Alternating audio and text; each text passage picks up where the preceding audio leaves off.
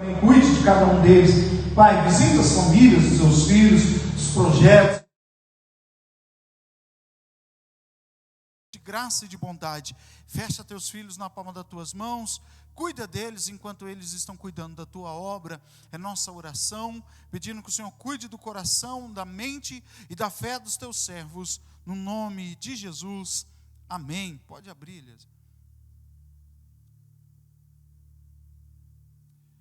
Meus irmãos, a paz do Senhor Jesus, boa noite para todos os irmãos que já estão nos acompanhando através das redes sociais. Deus abençoe os irmãos, fique conosco, nós estamos no culto de ensino da palavra do Senhor. Hoje nós vamos estudar Romanos, capítulo de número 15. Então já avisando para os irmãos, Painha já está aqui, Painha vai fazer essa oração junto com os irmãos, vai pedir a bênção do Senhor sobre a nossa vida, a banda Gedor está conosco. Só que não fica mudando de live em live, não, irmãos, porque logo depois da oração, nós já vamos direto para o estudo da palavra do Senhor, tá bom? Então você não sai daí não, já avisa os irmãos, manda lá no grupo, manda aí pelas tuas redes sociais, que depois da oração, nós já vamos estar estudando o capítulo 15 do livro de Romanos, e depois do estudo, a banda Gedor já está louvando o nome do Senhor junto com os irmãos. Aí nós vamos estar celebrando ao Senhor, por tudo que o Senhor tem falado, por tudo que o Senhor tem feito, e também celebrar ao Senhor. As notícias são boas. Vamos orar, irmãos, para que essa pandemia acabe, vidas sejam preservadas, a economia também seja preservada. O mais importante são as vidas, mas que a economia seja preservada. O comércio deve abrir já no dia 1º. A gente ainda não tem notícias sobre os cultos, irmãos. Na sexta-feira o prefeito deve lançar um decreto municipal. Então a igreja está esperando o decreto municipal da prefeitura, para daí a gente verificar o que vai acontecer, como vai acontecer relativo aos cultos. Por enquanto a gente segue aqui através da rede social, cultuando ao Senhor junto com os irmãos, tá bom? Vamos orar, irmãos, faça aí seu pedido de oração, curva a sua cabeça, coloque a tua mão aí no teu peito, vamos orar. Painha, vem aqui, ora, abençoa o povo no nome de Jesus. Amém. Glória a Deus. Cumprimento os irmãos com a paz do nosso Senhor Jesus Cristo. Brasil, Presidente Prudente, São Paulo e toda a nação brasileira, aquelas que pertencem ao Senhor, aqueles que não pertencem ainda, mas que venham a crer que o Senhor Jesus Cristo é o único que nos leva a Deus. Ele é justo, Ele foi até a cruz por causa dos nossos pecados, Ele não recuou. É assim que tem que ser os cristãos também. Não podemos recuar diante dos problemas, mas estamos aqui para agradecer. Eu venho agradecer a Deus pelo que Ele tem feito por minha vida, agradecer pelo que o Senhor tem feito em tudo, para todos os irmãos, a tua igreja, onde eu tenho enfrentado urso, leão, gigante todo dia, e vou vencendo, rompendo em fé. Eu vou para cima do problema, meu irmão, eu nunca recuo, porque o Senhor não tem prazer naqueles que recuam. Então nós prosseguimos, que o Senhor abençoe o Brasil, abençoe o nosso presidente, abençoe a toda a nação, e o que tiver de ser será, está tudo nas mãos de Deus. Nós sabemos que o Senhor é o nosso general dos exércitos, Ele nunca falha, Ele não erra. Jesus, Rei dos reis e Senhor dos senhores, tudo está no controle de Deus. Não se apavore, meu irmão, apenas creia que Jesus Cristo, Ele pode fazer muito mais, infinitamente mais do que nós pensamos ou imaginamos. Creia, não se preocupe, continue rompendo em fé, espera no Senhor, porque a palavra dele diz: esperei com paciência no Senhor, e Ele ouviu a minha oração. Assim que tem que ser o Brasil. Não se desespere, porque Deus está ponhando as coisas no lugar. Melhor que Ele não existe. Ele sabe como fazer. Senhor, abençoa as famílias, abençoa as crianças, abençoa a todos os irmãos, abençoa a igreja. Não desanima, venha, porque a glória da segunda casa vai ser maior do que a primeira. Eu creio em nome de Jesus Cristo, e que o Espírito Santo de Deus venha convencer os irmãos do pecado e do juízo. Aqueles que estão afastados, não se preocupem, porque o Senhor diz em Romanos 11:23 que Ele é poderoso para enxertar de novo na videira. Em Romanos 11:38 Ele diz que Ele colocou a todos embaixo da desobediência, para com todos usar de misericórdia. Então, irmãos, nós dependemos de Deus, somos dependentes do Senhor em tudo. Que Deus abençoe a todos, em nome de Jesus Cristo, aquele que vive e reina para todo sempre. Amém. Abençoe, Jesus. Glória a Deus. Meus irmãos, abra aí a sua Bíblia, Romanos, capítulo de número 15. Nós aqui, Jardim Planaltina, nós estamos estudando o livro de Romanos já há algum tempo. com as transmissões, a gente pulou alguns capítulos, aliás, não pulou capítulos, mas deu algumas pausas no estudo, e estudamos alguns outros textos, né? Mas hoje a gente vai voltar aqui, capítulo 15, da carta que Paulo escreve à igreja de Roma. Nós pretendemos, irmãos, os irmãos que nos acompanham, muita gente que nos acompanha, que não congrega aqui no Jardim Planaltina, mas se você congrega em algum lugar, fica lá onde o Senhor está te abençoando. O Senhor te chamou em alguma igreja, tem trabalhado na sua vida, tem salvado a tua casa, fica lá. Mas se você não está congregando em lugar nenhum, ou você nunca congregou, nunca visitou nenhuma igreja evangélica, você está convidado, assim que os trabalhos voltarem, para estar conosco aqui no Jardim Planaltina. Quem lembrar o endereço aí, Rua Natal Palâncio, número 141, 140, 141, ou é 140, 141, né? 140, aí não tem como errar. Jardim Planaltina, Presidente Prudente, você está convidado a estar conosco, porque assim que a gente voltar, a gente pretende estudar a carta aos Hebreus. Para mim, a mais bonita da Bíblia. Eu não sei para os irmãos, a gente tem algumas preferências. Todo texto bíblico é importante, todo texto bíblico nos ensina, mas Hebreus revela a grandiosidade de Cristo em relação a tudo, em relação à lei, aos anjos, em relação aos profetas, em relação a qualquer coisa, aos sacrifícios, ao templo, Cristo superior a todas as coisas. Então, todas as vezes, Deus abençoe, Leandro, todas as vezes que a gente fala de Cristo, meu coração fica alegre. E Hebreus é a revelação da grandiosidade de Cristo. Nós vamos estar estudando um capítulo por quarta-feira, assim que os cultos voltarem. Então você está convidado para estar conosco, estudando Hebreus, assim que os cultos forem permitidos. Romanos capítulo 15, verso 1. Mas nós que somos fortes, devemos suportar a fraqueza dos fracos, e não agradar a nós mesmos. Portanto, cada um de nós agrade ao seu próximo no que é bom para a edificação. Porque também Cristo não agradou a si mesmo. Mas como está escrito, sobre mim caíram as injúrias dos que te injuriavam, porque tudo que dantes foi escrito para nosso ensino foi escrito, para que pela paciência e consolação das Escrituras tenhamos esperança. Ora, o Deus de paciência e consolação vos conceda o mesmo sentimento, uns para com os outros, segundo Cristo Jesus, para que concordes a uma boca glorifiqueis ao Deus e Pai de nosso Senhor Jesus Cristo. Portanto, recebei-vos uns aos outros, como também Cristo vos recebeu para a glória de Deus. Digo, pois, que Jesus Cristo foi ministro da circuncisão, por causa da verdade de Deus, para que confirmasse as promessas feitas aos pais, e para que os gentios glorifiquem a Deus pela sua misericórdia, como está escrito: portanto eu te louvarei entre os gentios, e cantarei ao teu nome. E outra vez diz: alegrai-vos, gentios, com o seu povo. E outra vez: louvai ao Senhor todos os gentios, e celebrai-vos todos os povos. E outra vez diz Isaías: uma raiz em Jessé haverá, e naquele que se levantar para reger os gentios esperarão. Ora, o Deus de esperança vos encha de todo gozo e paz em crença, para que abundeis em esperança, pela virtude do Espírito Santo. Amém. Nós vamos ler até o versículo de número 13, se o tempo nos deixar, a gente segue do 14 em seguir. Mas vamos de início aqui, irmãos, estudar esses 3 primeiros versículos da carta que Paulo escreve aos Romanos. Lembrando, irmãos, que a Bíblia original, ou o texto original, ele não tinha capítulos. Paulo escreveu uma epístola, ele escreveu uma carta, que posteriormente ela foi dividida por capítulos, por assuntos. Dentro dos capítulos, os assuntos também estão subdivididos. Então você tem uma divisão de capítulos, e dentro dos capítulos, uma outra subdivisão chamada perícope, cada perícope traz lá seus assuntos. E dentro desses assuntos, uma outra divisão de perícopes que trazem outros assuntos dentro de um assunto principal.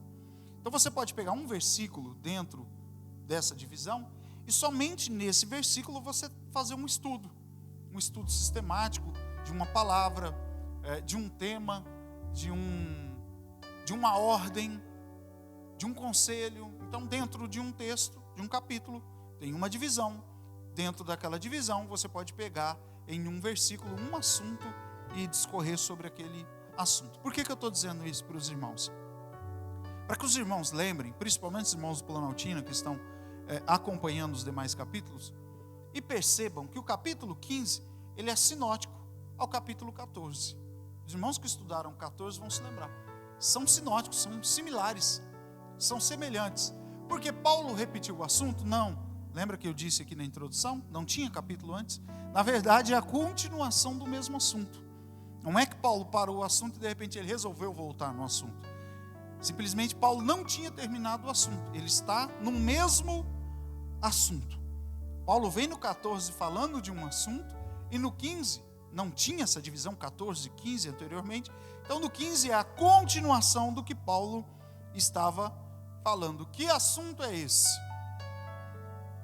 Paulo está falando da disputa entre crentes fortes e crentes fracos. Vamos lembrar o capítulo 14, como é que Paulo dividiu crentes fortes e crentes fracos? Lembrando que essa é uma divisão de Paulo para o contexto. Nesse contexto, qual a divisão que Paulo fez? Não que na totalidade, na verdade, e os irmãos vão entender isso, um realmente seja crente forte e o outro realmente seja crente fraco.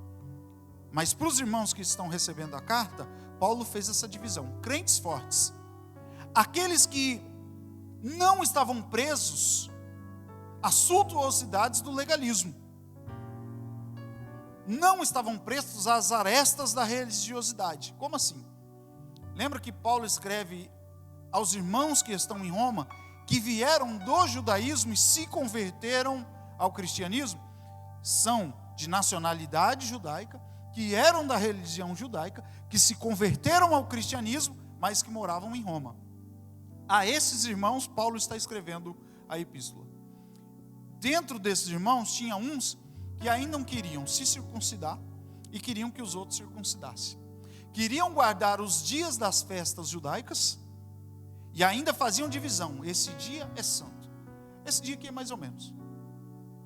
Esse dia aqui é tremendo, a gente não pode nem varrer a casa. Agora esse aqui não, esse aqui já Cristo nos libertou. E ainda faziam outras divisões. Isso pode comer. Isso aqui a gente não pode nem ver, nem tocar.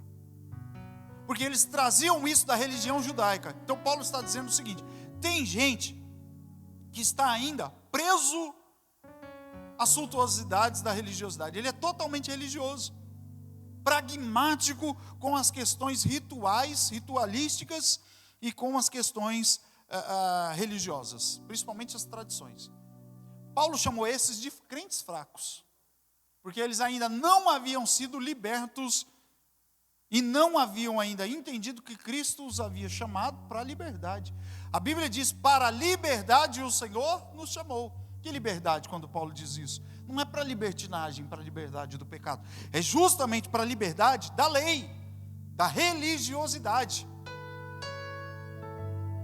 Então Paulo está dizendo que aqueles que ainda estavam presos a essas coisas, eles eram crentes fracos.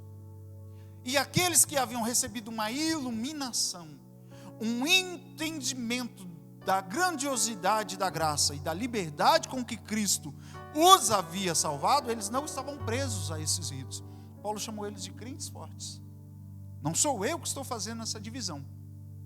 Porque alguém pode estar me ouvindo e dizendo assim: então quer dizer que quem leva a vida de qualquer jeito é forte, e quem ainda preserva a doutrina de uso e costume da igreja é crente fraco? Não é isso que Paulo está dizendo. Os irmãos vão perceber a força do que o Paulo está dizendo quando ele faz a comparação dos dois e demonstra a responsabilidade de cada grupo. Está no texto. Então no 14, Paulo introduz esse assunto. Por quê, irmãos? A intenção de Paulo era chamar a atenção dos judeus, desses irmãos, Porque lá em Roma, o evangelho começou a alcançar gentios. Que gentios? Pessoas que não eram de nacionalidade judaica e nem vieram da religião judaica.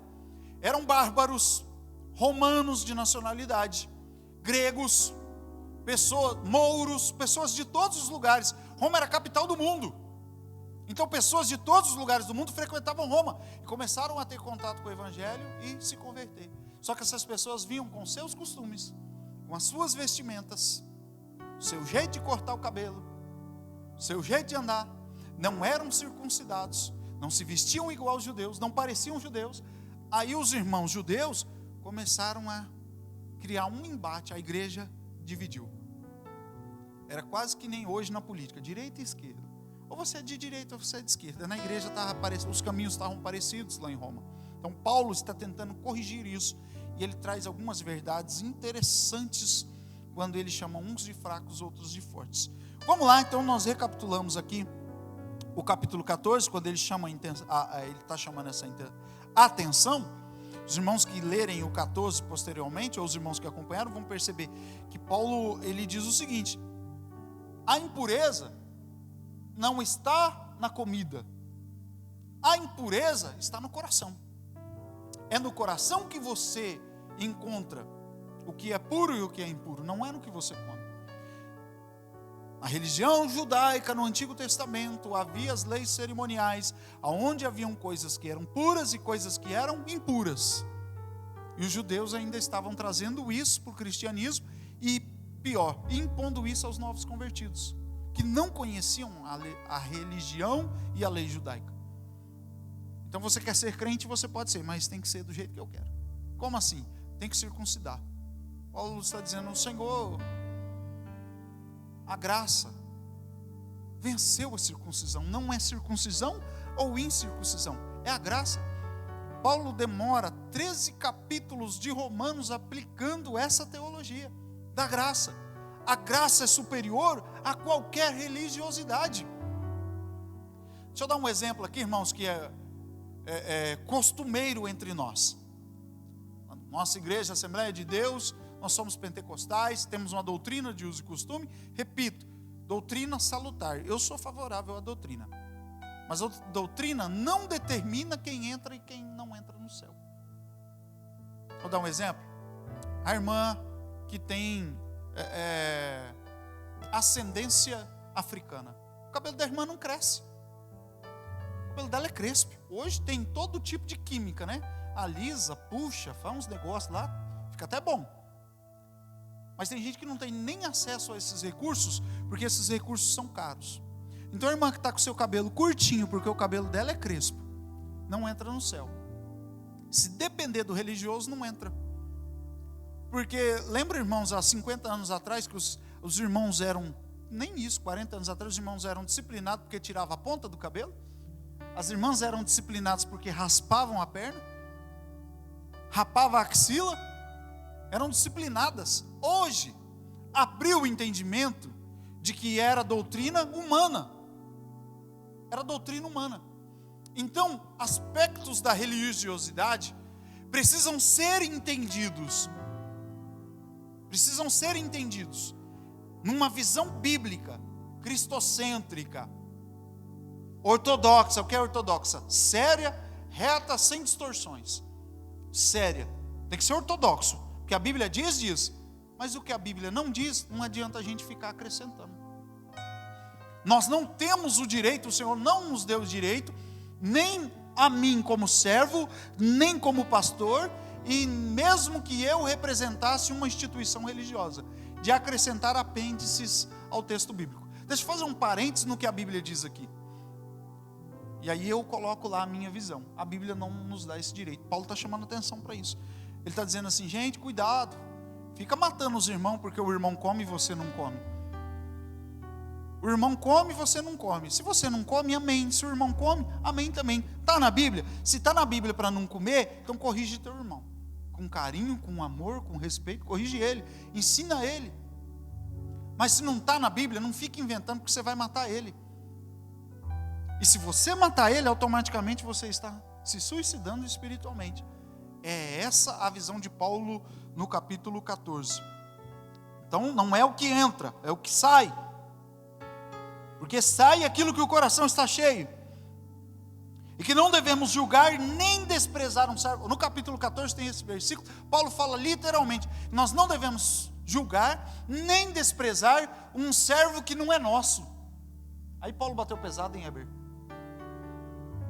Paulo está dizendo assim: ó, você está julgando e desprezando um servo que não é teu. Você está julgando um servo que não é teu. Como que você quer criar parâmetros não bíblicos, ou extra bíblicos, ou distorções bíblicas, para julgar um servo que não é teu servo, é servo dele? Então, se o servo é dele, quem tem direito é ele. Vou contar uma história para os irmãos. Há uma história de uma irmã que ela dizia para todo mundo: você não vai para o céu por causa disso. Ela media todo mundo. Você não vai para o céu. Por quê? Por causa disso. Não, pode esquecer, você não vai para o céu. Então a outra: irmão, você não vai para o céu, você balançou. Irmão, você não vai para o céu, você escorregou.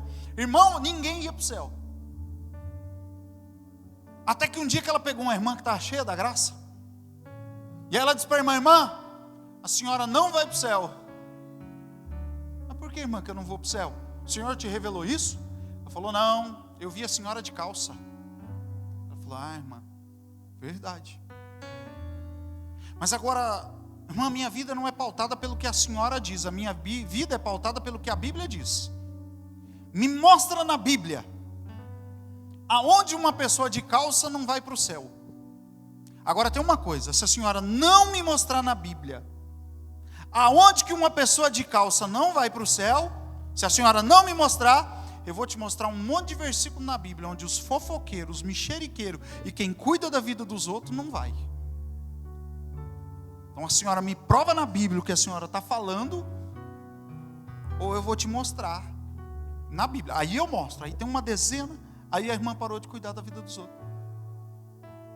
Lembra, nossos pastores, a gente perdeu, né, esse exemplo, mas quantos pastores nos ensinaram que quando você aponta um dedo para alguém, tem pelo menos 3 diretamente apontados para você. Todas as vezes que você coloca o dedo para alguém, 3 virou para você. A Bíblia diz assim, na medida com que você medir, você será medido. Então quem cuida da vida dos outros, quem está mais preocupado com a salvação dos outros do que com a sua própria, tem que tomar cuidado, porque você se coloca numa posição que você não pode errar, você não pode fracassar. Tem a história, gosto de contar a história porque grava. Tem a história do menino que chegou para o pai e começou a conversar com o pai. O pai viu os caminhos que o filho estava andando, achou os caminhos perigosos. Aí o pai falou para o filho, filho, cuidado nos caminhos que você está andando. O filho olhou para o pai e falou: pai, cuidado você, pois desde que eu nasci eu estou seguindo os seus passos. Então a responsabilidade não era do filho, era do pai, porque o filho estava copiando o que o pai fazia. Da mesma forma eu uso esse exemplo. Quando eu passo a julgar alguém, eu preciso transformar a minha vida num ato ilibado de santidade. Porque o dia que eu tropeçar, a medida da misericórdia que eu tive com o tropeço do meu irmão será usado na minha vida. É bíblico. É bíblico. Então, eu coloco parâmetros quando eu cuido da vida dos outros, eu julgo a vida dos outros, eu cuido da santidade dos outros, eu cuido da doutrina de uso e costume, da doutrina bíblica na vida dos outros, num servo que não é meu, não sou eu que estou dizendo, é Paulo no capítulo 14, já vou entrar no 15, eu estou colocando um parâmetro de medida para a minha vida. Eu estou dizendo assim para a congregação: gente, quando eu fracassar, é dessa forma que eu quero ser tratado. E se eu trato os mais fracos no bicudão e no chicote, eu estou dizendo para a congregação: quando eu fracassar, eu quero ser julgado no bicudão e no chicote. É a medida, é Bíblia. É Paulo sintetizando o Evangelho. Paulo é terrível, irmãos. Por que tem gente que não lê a Bíblia? Por que tem gente que fica tentando provar que Deus não existe? Porque se ele provar que Deus não existe, logo a lei de Deus não existe. Se a lei de Deus não existe, logo ele não vai ter que dar conta das imundícias dele para Deus. Então ele passa mais tempo tentando provar que Deus existe do que quem acredita em Deus tenta provar que Deus existe. Logo, até porque, conquanto Deus não existe. Porque Deus não existe, Deus é. Porque o que existe, um dia não existia. E um dia passou a existir. E um dia pode deixar de existir. Essa é uma questão da existência. Então Deus não existe, Deus é e pronto, acabou. Quando Moisés pergunta o nome do Senhor, ele diz: Moisés, eu sou. Ele falou: Senhor, eu sei que o Senhor é, mas eu queria saber seu nome. Moisés, você que não está entendendo, eu sou. Como assim? Eu sou o que sou. Isso basta. Então o Senhor é. Perceba então no capítulo 14 a responsabilidade de quem se põe como forte é maior do que quem Paulo chamou de fraco. Então tem gente que pode dizer assim: não, eu sou livre, eu tenho entendimento do que é bíblico e do que não é. Então Paulo me chama de forte? Sim, mas ele te dá uma responsabilidade muito grande. Vamos lá? Já no capítulo 15, verso 1 e 2.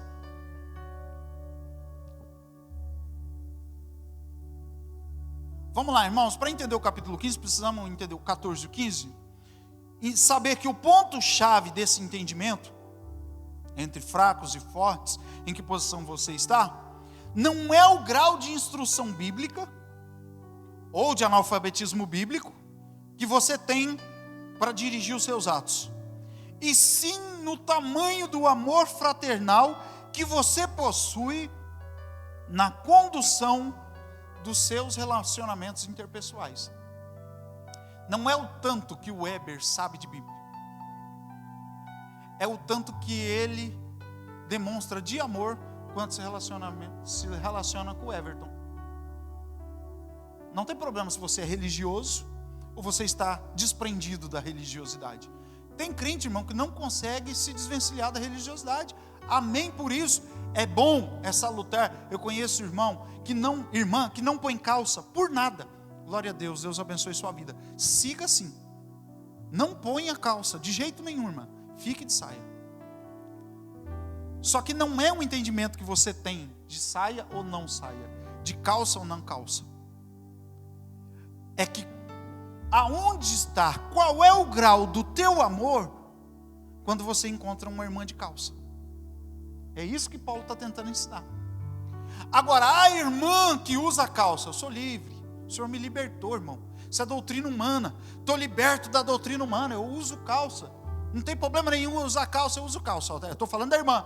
Aí a irmã encontra aquela irmãzinha que não põe saia por nada. Aí ela olha e fala: olha que irmã ridícula. Frio desse a irmã está de saia? Larga disso, irmã. Aí ela julga, despreza. Perceberam que não é o grau de entendimento que você tem das questões culturais, mas sim qual é a medida do seu amor em se relacionar com aquele que você julga mais fraco do que você. É isso que conta. O meu relacionamento vertical com a espiritualidade, ou seja, eu e Deus, é demonstrado no meu relacionamento físico, social, fraternal, emocional, na horizontal. O Senhor diz assim lá no Evangelho de João: como é que você pode dizer que ama a Deus que não vê, se você não ama o teu irmão que você vê? Você é um mentiroso. Se você convive com o teu irmão e todos os dias você despreza ele, menospreza ele, humilha ele e julga ele, porque você considera ele fraco, então na verdade, é o que Paulo está dizendo, na verdade não é ele que é fraco, o fraco é você. Porque seu amor é que nem café quando falta o pó. Sabe quando você pega a lata de café e só tem uma colher, e a tua medida de café são 10 colheres e só tem uma, o que você faz? Você passa o café ou fica sem tomar café? Quem aqui gosta de café? Os irmãos estão conosco. Vai com um pouco, diminui a quantidade de água, painha. Painha é ligeiro. Painha é ligeiro. Você diminui a água para que o café não fique fraco. Se você colocar a mesma quantidade de água em pouco pó, o que acontece? Fica horrível. Então é melhor não tomar aquele café do que tomar aquele café ruim.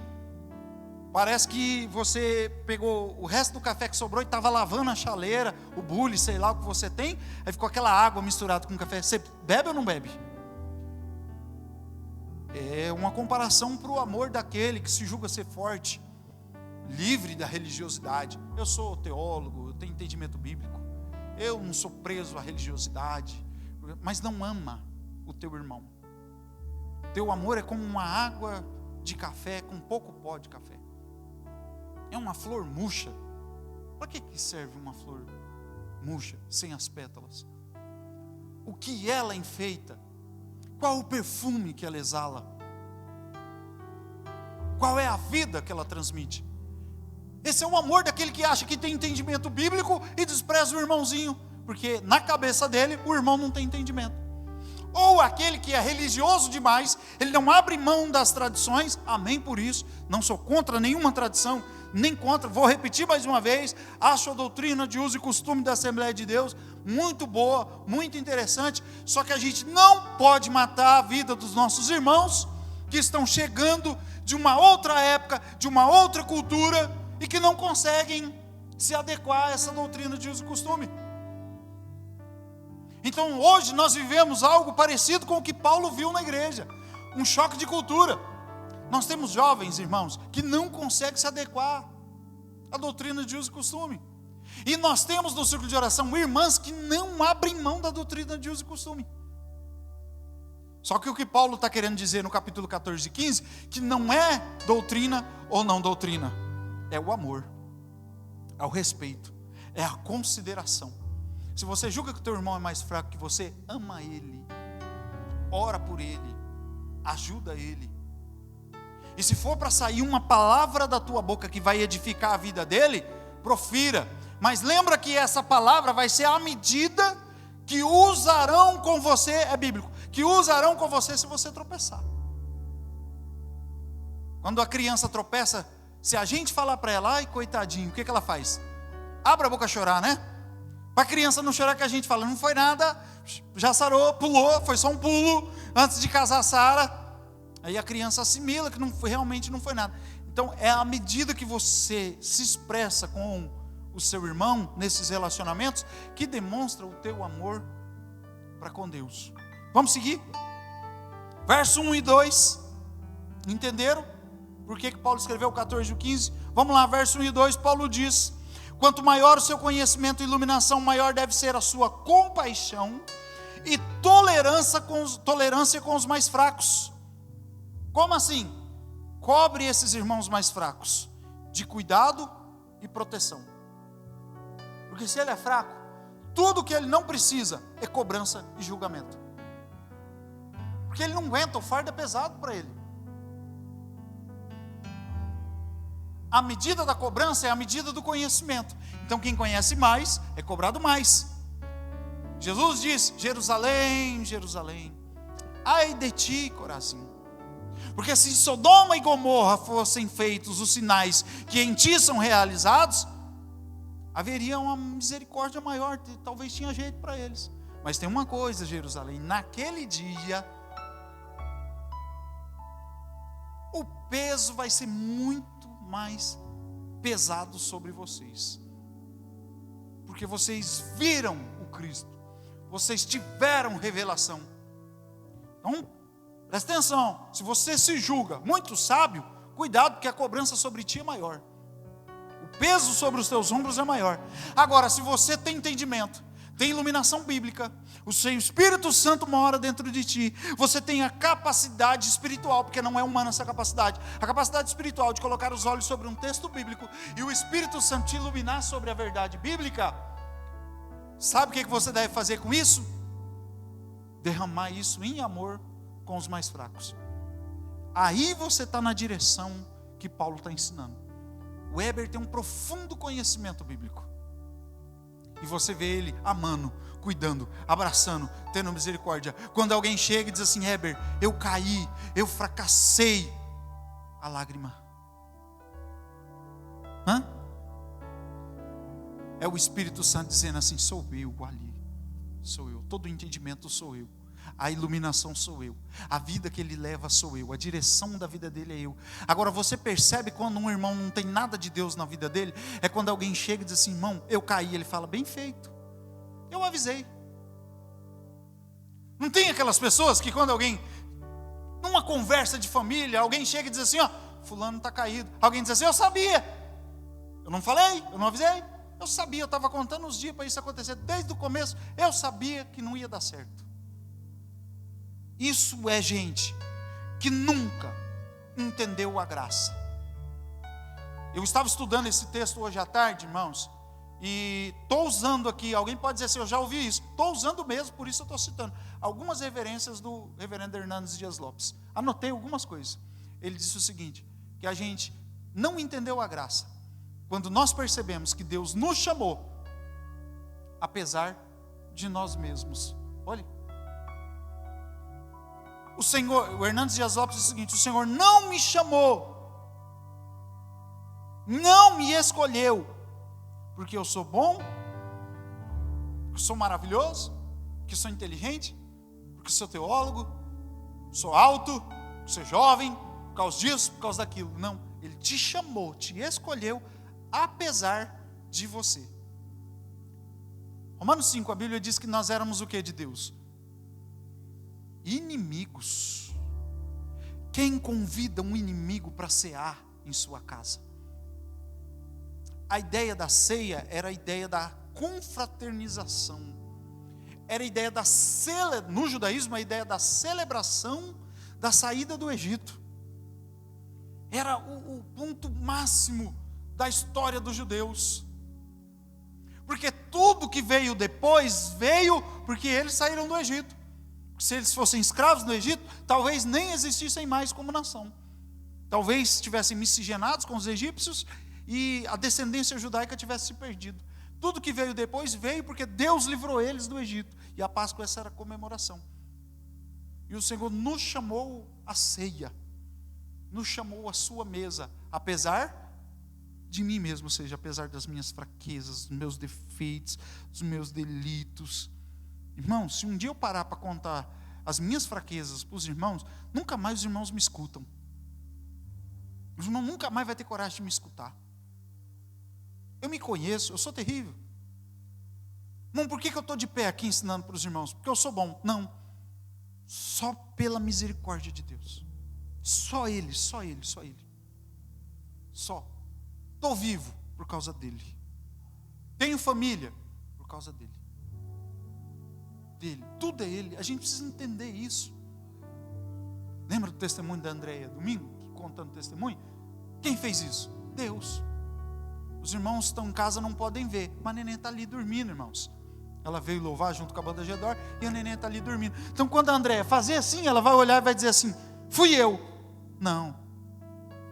Foi Deus. Porque a Andréia merecia. Não. Porque ele olhou para ela e falou assim: apesar de você e do Tiago, apesar dos dois, eu vou fazer. Quando o Hernandes Dias Lopes falou isso, eu falei: ah, Deus, isso aqui serve para mim. O Senhor me chamou apesar de mim mesmo. Você precisa entender isso, irmão.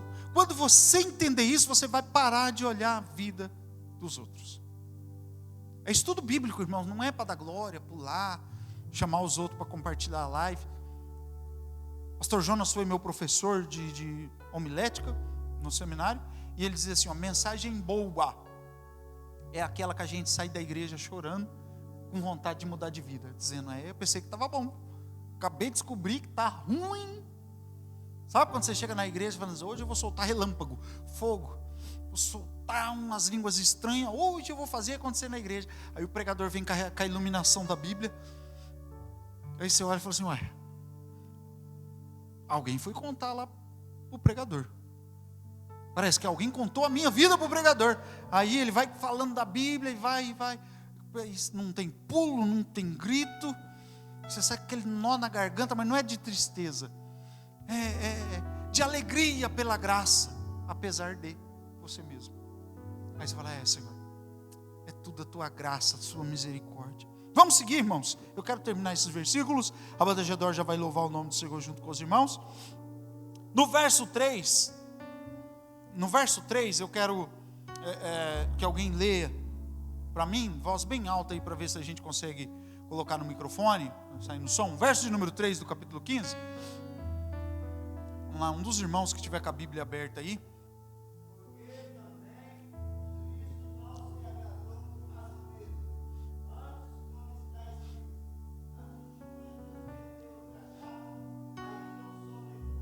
Amém. Repete aí, painha, agora no microfone, para poder sair para os irmãos na internet. Verso de número 3. Olha o exemplo que ele diz. Porque também Cristo não se agradou a si mesmo. Antes, como está escrito, as injúrias dos que te ultrajavam caíram sobre mim, disse Jesus. Olha, Paulo dá um exemplo disso para a gente seguir. Jesus. Cristo disse assim, ó, eu não vim fazer a minha vontade, eu vim fazer a vontade do meu Pai. Jesus está dizendo assim, ó, eu podia devolver para aqueles que me ultrajaram exatamente o que eles fizeram. Mas se eu devolvo para aqueles que estavam me ultrajando o que eles fizeram comigo, eu derrubo tudo que eu preguei.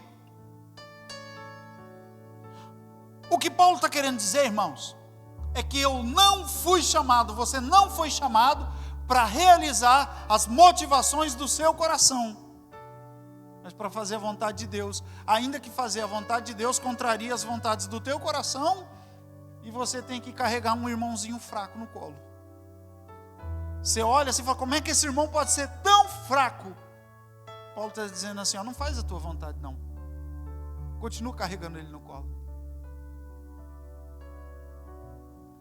O pastor disse uma vez na sede, dando um estudo, pastor Mateus Soares, do Rio de Janeiro, ele disse, quando Jesus estava conversando com Pedro, Laerte, dizendo, Pedro, tu me amas, apacenta as minhas ovelhas, Pedro, tu me amas, apacenta as minhas ovelhas, e um pouquinho mandou jogar a rede para um lado, e tal. Ele disse que naquela conversa,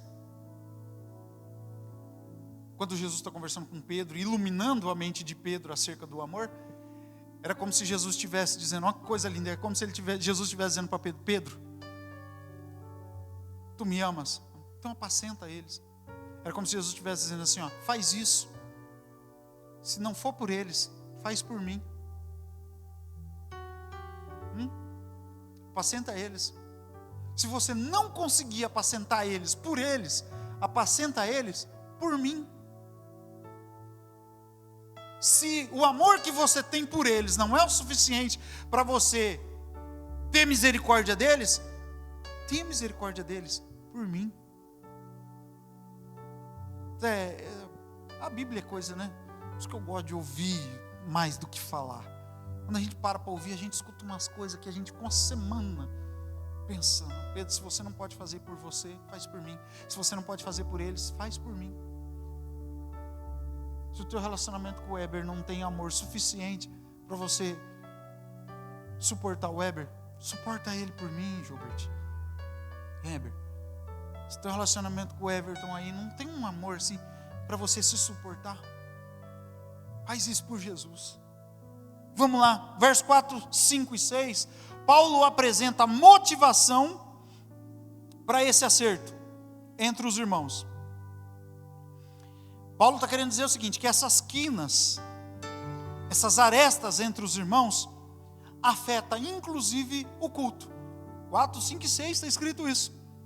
Vamos lá, o que é um louvor? Uma música. Vamos lá, quais são os pilares da música? Harmonia, ritmo,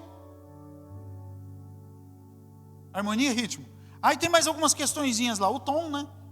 Tem um tom que é a lei da harmonia, já está dentro da harmonia. O tom determina a harmonia, né? O ritmo, a letra. Aí Paulo está dizendo assim, ó, mais do que isso, é necessário um sentimento. Quando a gente fala de música, a música está baseada só ritmo, harmonia, melodia, o tom, a letra. Quando a gente fala de culto, de louvor, Paulo está dizendo isso, que nada importa se o sentimento não for unânime. Imagine uma igreja dividida por partidos, grupos. Ali é o grupo do Painha. Deus me livre, né, Painha? Ali é a patota do Tiago. Aqui a patota da banda Gedor. Aqui ninguém toca, ninguém entra, ninguém sai, ninguém rela. Irmãos, lembra que tinha isso na igreja? Aí uns estavam dizendo assim, ó, eu sou de Paulo. O outro dizendo assim, eu de Apolo. Aí Paulo está dizendo, gente, vocês estão perdidos. Porque eu mesmo não sou nem de mim, nem de Paulo, nem de Pedro. Eu sou de Jesus. Essa divisão atrapalha até o culto. Não tem, irmãos? Imagine você fazendo uma feijoada, e essa época está boa demais para fazer uma feijoada. Quiser fazer, me convida. Aleluia. Imagine você fazendo uma feijoada, e de repente, no meio da feijoada, você despeja um saco de açúcar.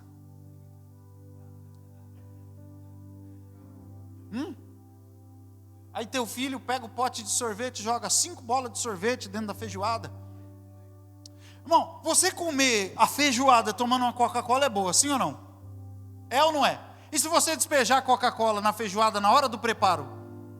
Mas depois que você comer, vai misturar tudo. Por que não dá certo? Porque quando você altera a ordem natural de algumas coisas, você altera o produto final. Diz que a ordem dos fatores não altera o produto, né? Na matemática pode até ser que não, irmãos. Mas no culto altera. No culto altera. Irmãos, experimenta. Antes do culto começar, pedir perdão para alguém. Experimenta. Antes do culto começar, você chegar e falar, Heber, me perdoa. Falou, só me perdoa. Eu preciso de um abraço seu. E aí entra para cultuar. Saiu a carreta, um Iveco das costas. Ou experimenta falar assim, não, depois do culto, no final do culto, eu vou pedir perdão para o Heber. Você não vai cultuar, irmão, você perdeu o culto. Você quer estragar o culto de alguém? Você chega no começo do culto e fala assim, ó, no final do culto eu tenho um segredo para te contar. Pronto, acabou o culto para aquela pessoa. Ela não presta mais atenção no culto. Por quê? Ela não quer mais saber do culto, ela quer saber do segredo. E o que vai acontecer? Ela perdeu o sentimento. O diabo, eu sei que existe um plano global, é uma esfera global. Mas aqui mesmo a gente está vivendo um momento assim que cada culto era um céu, né? E a gente vai voltar, em nome de Jesus. Cada culto um céu, porque as divisões estavam praticamente resolvidas. Os irmãos estavam resolvendo as divisões.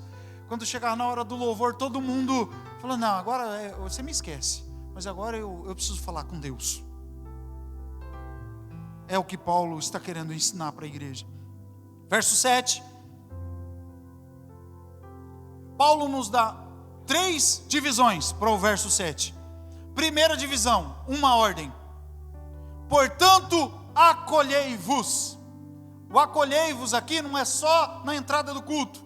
É cuidem uns dos outros. Uma ordem. Acolhei-vos. Aí ele nos dá um modelo. Que modelo? Como Cristo. O que é que Cristo fez pelos irmãos, pela igreja? Deu a vida, só isso. Irmão, eu preciso de uma motivação para isso, hein? Está aqui a motivação no verso 7. Para a glória de Deus. Lembra que eu falei? Citei Mateus Soares aqui. Se você não pode fazer isso pelas suas forças, faça isso pelo Senhor. Faça isso para a honra e glória do nome do Senhor. Irmão, eu não consigo. Eu vejo coisa errada dentro da igreja. Eu tenho que falar. Eu não suporto coisa errada dentro da igreja. Irmão, se você não suporta por você, suporte por Cristo. O que eu faço? Vai orar. Ora. Chora. Se você amar essa alma como Cristo amou a igreja, você vai orar e vai chorar por ela. Do verso 8 ao verso 12, Paulo apresenta um sincronismo entre o fraco e o forte. E aí ele demonstra que essa história que ele está falando de fraco e forte, era o judeu e o gentil. Está falando, está vendo essa história que eu estou contando aqui? Para vocês entenderem que não tem judeu e não tem gentil. Mostrando aos irmãos de origem judaica que sempre foi da vontade do Senhor salvar os gentios.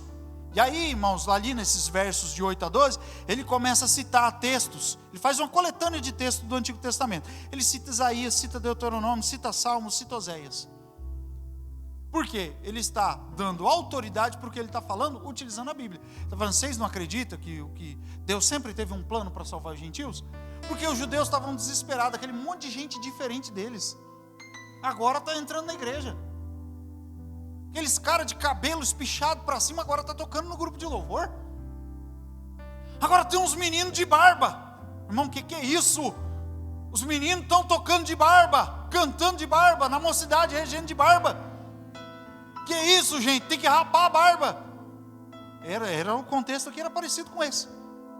E os irmãos estão desesperados. Aí Paulo está dizendo assim, gente, vocês não entenderam.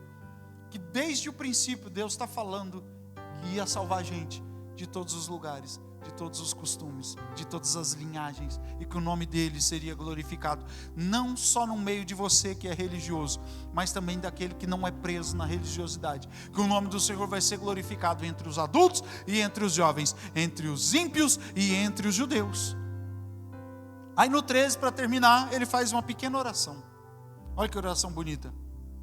O Deus da esperança vos encha de toda alegria e paz. Ele está dizendo assim, ó, o único que pode trazer alegria e paz para o teu coração é Deus, através da esperança. E como que eu adquiro essa esperança? Finalzinho da parte A, na fé.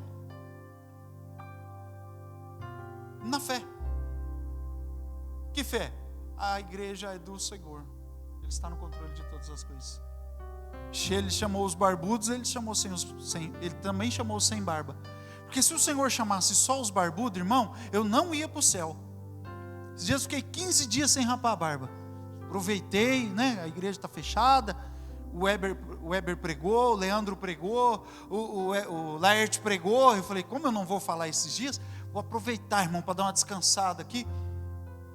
Mas ninguém via a barba em mim. Os irmãos nem perceberam, né, que eu estava barbudo. Ninguém viu. Por quê? Porque não nasce. Se eu dependesse de barba para entrar no céu, eu não ia. Agora tem gente, irmão, que não suporta.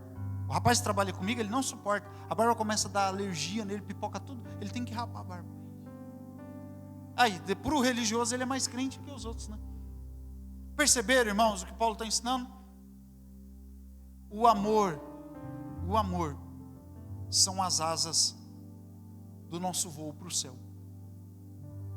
O amor, guarde isso, eu vou terminar. O amor são as asas do nosso voo para o céu. É impossível decolar desse mundo para o mundo vindouro se a gente não amar os irmãos. Que irmãos? Inclusive os fracos.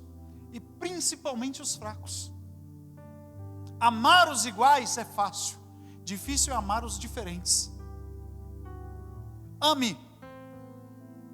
Porque Cristo me amou, apesar de mim.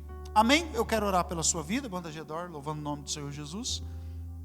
Não dá tempo da gente falar todos os versículos do capítulo 15, mas eu creio que esse estudo tenha sido edificante para a vida dos irmãos, assim como foi para a minha vida. Eu estava estudando depois que eu cheguei do trabalho, e o Senhor falou muito comigo.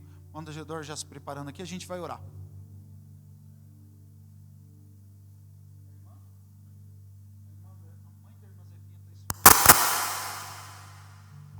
Irmãos, nessa oração vamos orar pela mãe da irmã Zefinha que está hospitalizada, correto? Vamos orar pela mãe da irmã Zefinha que está hospitalizada. É um pedido também da irmã Odete, pelo Aislon. Vamos orar pelo Aislon, para que o Senhor restaure completamente a saúde do Aislon, dê graça a ele, que o Senhor trabalhe, o Senhor tem uma chamada muito bonita na vida dele, que o Senhor complete essa chamada na vida dele e o nome do Senhor seja glorificado. Deus e Pai, nós adoramos a Ti, Te glorificamos, Te exaltamos, por poder vir à Tua casa, Senhor, estudar a Tua palavra. Como a Tua palavra nos confronta, como a Tua palavra conserta cacos dentro de nós. Por isso que a Tua palavra também diz que quando a gente pensa que é forte, aí que a gente é fraco, Senhor. Obrigado, Senhor, por ter sido confrontado com a Tua palavra. Senhor, que haja amor nas minhas atitudes, nas minhas ações, nos meus relacionamentos, que eu possa amar cada irmão, independente das suas condições. Primeiro, porque eu não sei quem é joio e quem é trigo. Eu mal conheço o trigo. Como pode eu separar o joio? O Senhor me salvou apesar das minhas fraquezas. Então me ensina a suportar as fraquezas dos meus irmãos. Todas as vezes que eu pensar, Senhor, em lançar uma palavra contra a situação de alguém, me faz olhar a minha situação, me faz olhar a minha vida, a minha espiritualidade e a minha salvação. Me ajuda para que eu possa ajudar tantos outros, para que a gente possa ir juntos morar no céu. Senhor, quero orar também, Senhor, e oro agora pela vida da mãe da irmã Zefinha. O Senhor entre com providência, dê graça. Livra, Senhor, das infecções, livra das inflamações, das dores, da graça, guarda, cura, restaura a saúde da tua filha, para que teu nome seja glorificado. Escuta a oração e sinta a fé da tua igreja orando, Senhor, pela tua serva. Abençoa também o Aislan, Senhor, da completa restauração para a vida dele, que ele possa, Senhor, ser restaurado de todo mal e o teu nome ser glorificado, que o Senhor cuide dele, guarde ele, os projetos dele, os desejos, os anseios do coração, aquilo que tem dentro da alma, do coração dele. Cuida da filhinha, cuida do filhinho, cuida da esposa, do teu filho, cuida das finanças, da alma do teu servo, guarda ele com o teu sangue, cobre ele com o teu sangue, Senhor, completa a tua obra na vida dele, que ele possa ter um encontro tremendo contigo, Senhor, e que ele possa colocar toda a vida dele na tua direção, para que o teu nome seja glorificado, Senhor. Honra a fé da irmã Odete, que pede essa oração. Escuta a nossa oração nessa noite, no nome de Jesus. Deus abençoe os irmãos. Nós vamos ouvir a banda Gedor louvar o nome do Senhor. Depois Leandro ora e o Weber nos despede com a bênção apostólica. Amém? Deus abençoe os irmãos no nome de Jesus.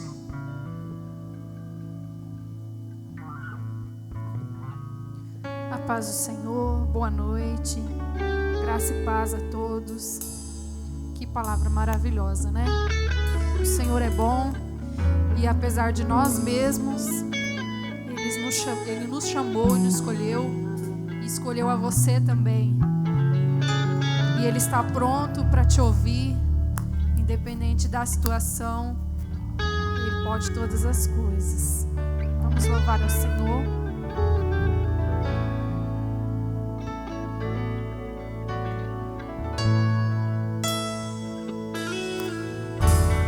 Deus não rejeita a oração.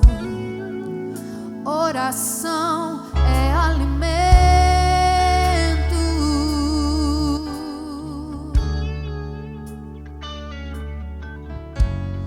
Nunca vi um justo sem resposta ou ficar no sofrimento.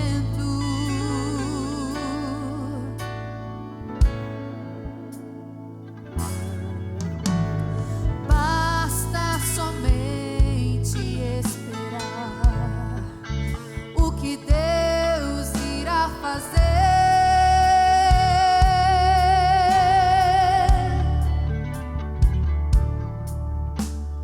Quando Ele estende as suas mãos, é a hora de vencer.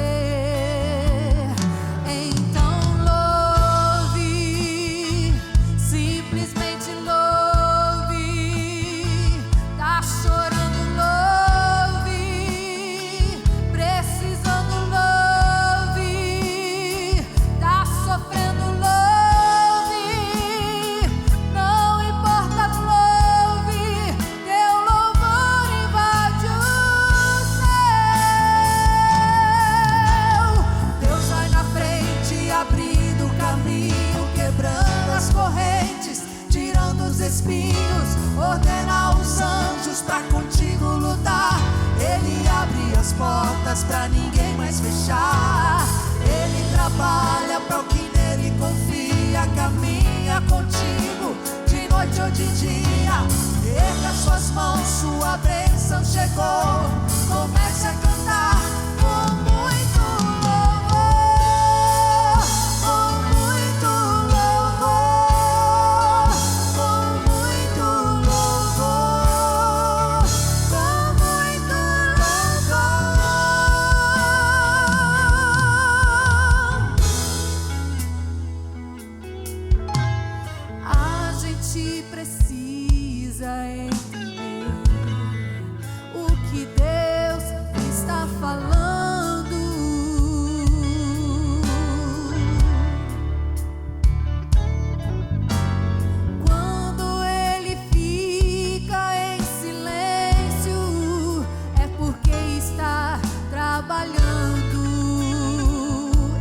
trabalhando por mim e por você nessa noite. Basta somente esperar o que Deus irá fazer.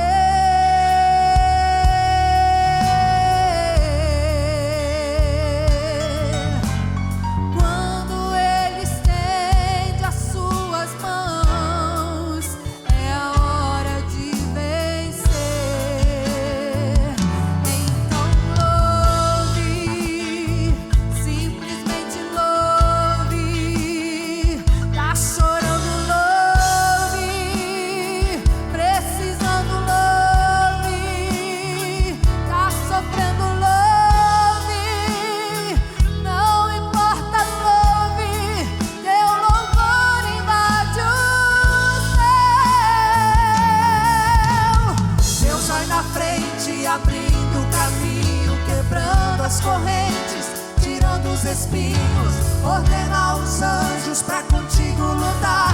Ele abre as portas pra ninguém mais fechar. Ele trabalha pra o que nele confia, caminha contigo de noite ou de dia. Erga suas mãos, sua bênção chegou. Comece a cantar com muito louvor.